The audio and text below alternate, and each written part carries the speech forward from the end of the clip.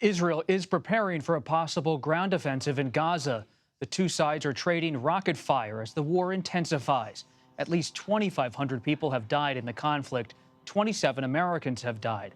At least 14 are still missing. In Israel today, Secretary of State Antony Blinken met with Prime Minister Benjamin Netanyahu and spoke about the Hamas attacks. Everywhere we've gone, we've met people who've been touched in one way or another by Hamas's bloody hand. A loved one, a friend, a classmate, a neighbor, a colleague, killed, maimed, missing. We encountered a nation knit together by grief, but also a nation united in resolve. The United States shares that resolve. CBS News foreign correspondent Ian Lee joins us now from Tel Aviv, Israel. Ian, thank you so much for being here and for your reporting.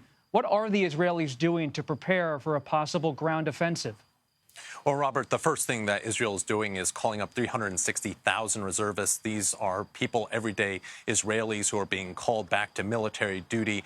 They are going to be going down to that southern border, many of them. Israel's also moving a lot of their heavy equipment down there to the border. It is going to take some time before any ground invasion could happen. I remember back in 2014, it took about 10 days before they were ready, they were deployed, they were in position before a ground incursion could happen. So this is a much larger scale, one of the largest mobilizations in the country's history. So it is going to take some time, but Israel is moving troops and equipment to the places for that ground incursion to happen. Robert? On the leadership level, Prime Minister Netanyahu was forceful in his remarks. What exactly did he have to say about the war?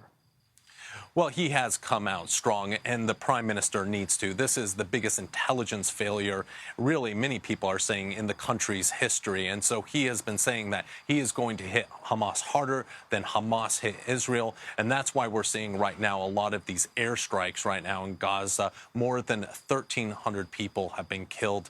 And this is going to be a sustained period of airstrikes. And the prime minister wants to send that message to Hamas that this isn't something that Israel is going to take lightly, but it is going to be difficult for the prime minister moving forward to show that power that he wants to project, especially after that lapse that happened.